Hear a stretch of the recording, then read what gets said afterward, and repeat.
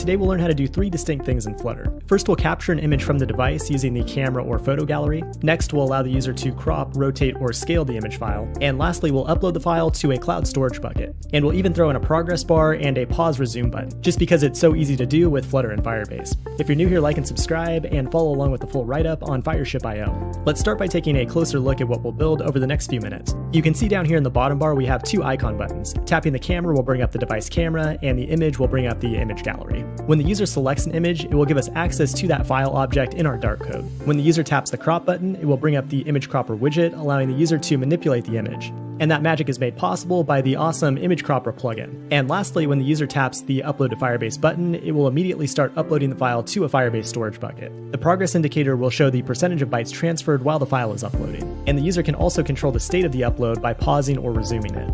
So that's a lot of functionality for a single YouTube video, but I think you might be pleasantly surprised at how easy this stuff is to implement. To get started, you'll need to have a Flutter app with Firebase installed. I'm not going to cover the Firebase setup instructions in this video, but you can follow the official instructions or take the full Flutter course as a Fireship Pro member. Now, if we go ahead and jump into the pubspec YAML file, you can see we have Firebase core and storage. These are the only two Firebase dependencies that you need if your only concern is uploading files to a cloud storage bucket. But in our case, we also want the user to interact with the native device camera and image gallery, which we can do with image picker, and then image cropper will allow the user to then manipulate the image after it's been selected. And these plugins do have a small amount of platform-specific configuration. When it comes to image picker, you'll need to go into your info plist file for iOS and add the corresponding permissions for the photo library and camera. Then for image cropper, there's no config for iOS, but you do need to add an activity to your Android manifest file. And you should always refer to the official documentation when installing a new plugin in Flutter.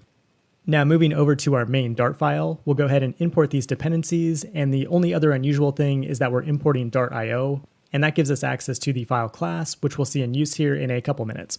Now, the app we're building has two very different concerns, with one being the image capture from the device and the other being the file upload to a remote storage bucket. And we can easily separate these concerns in Flutter by creating two different stateful widgets. The first one that we'll build is called image capture, and its responsibility is to capture an image from the gallery or camera and then allow the user to crop and resize it. So the only piece of state on this widget is the actual file itself. And the image file state will change when the user selects an image or when they crop an image. The first method we'll define is pick image, which will either allow the user to select an image from the image gallery or capture a new image with the camera. The image picker plugin makes this dead simple. All we do is write a single line of code and pass it the source, which will tell it whether or not to use the camera or the gallery. And the result of this feature will be the image file, which we can set as the state on this widget. And that's all it takes to capture an image from the native device. Now, the other way the image file state might change is if the user crops an image using the image cropper plugin. And using this plugin is just as easy. We simply pass in the source path of the existing image, and it will take that existing image and create a newly cropped or modified image.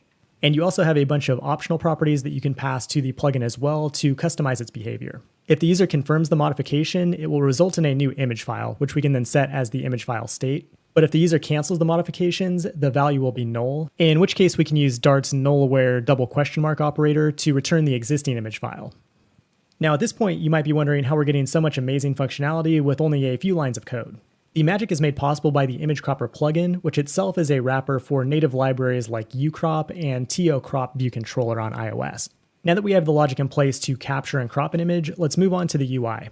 We have a couple of buttons down here at the bottom which allow the user to either capture from the camera or from the gallery. And then once an image is selected, they can either crop it or clear it by simply setting the image file to null. We can implement the buttons down at the bottom by setting up a scaffold and then defining a bottom navigation bar as a bottom app bar. Then we'll create a row with a couple of icon buttons in it, and each icon button will call the same pick image method, just with a different argument for the source, which can either be the camera or the gallery. From there, we'll move on to the body of the scaffold, which we'll define as a list view, and then it will have children if the image file does not equal null. If we have an image file, then we'll go ahead and show it in the UI with the image widget, and then we'll display a row with some buttons that allow the user to crop that image or to clear it from the UI.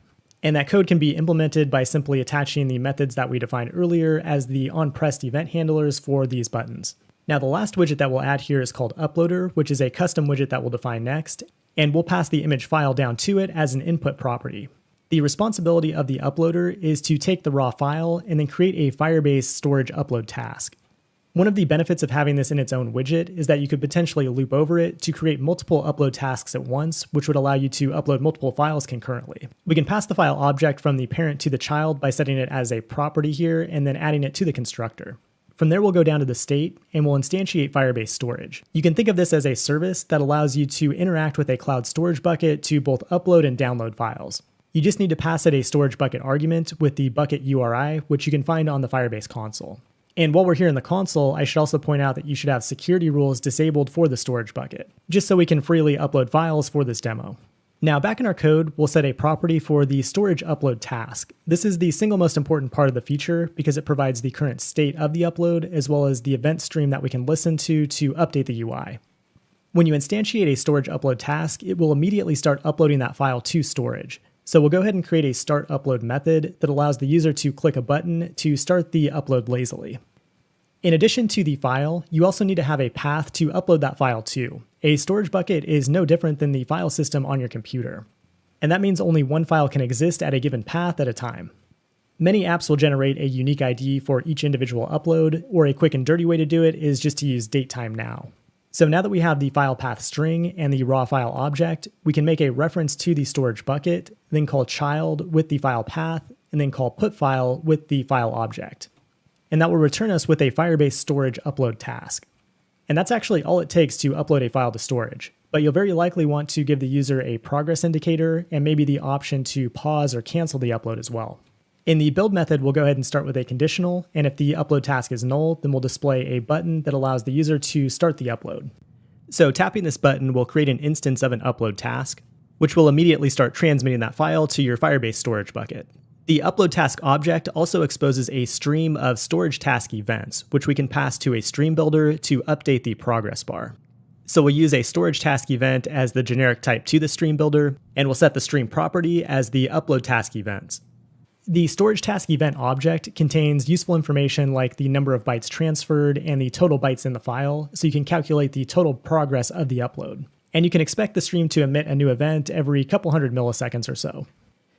Now, when it comes to a progress bar, we'll be looking for a number that ranges from 0 to 1. And we can obtain the information to make that calculation from the event. It contains the number of bytes transferred to storage thus far, along with a bunch of other metadata that you might find useful. In our case here, we can get the progress percent by dividing the total byte count by the bytes transferred. Now, one of the really cool things about Firebase is that it makes it easy for the user to pause, cancel, and resume an upload. And we can control which parts of the UI to show based on the state of the upload task. That means you can set up some conditional logic and then use the different states like is canceled, is complete, is in progress, etc. In addition to the state, the upload task also contains methods for the user to manually control the upload. For example, if the upload task is paused, then we'll go ahead and create a button that allows them to resume it. And then we can do the exact opposite. If the upload task is in progress, then we'll provide a button to pause it. And last but not least, we'll want to show the user some kind of progress indicator. An easy way to do this is with the built-in linear progress indicator, and we can use the progress percent that we figured out earlier as its value. And for an added touch, we'll go ahead and display the progress percent as a string as well. And that's all it takes to build a full stack file upload feature with Flutter. I'm going to go ahead and wrap things up there. If this video helped you, please like and subscribe. And if you want to learn more about Flutter and Firebase, consider enrolling in the full Flutter course or becoming a pro member at Fireship.io. Thanks for watching, and I will talk to you soon.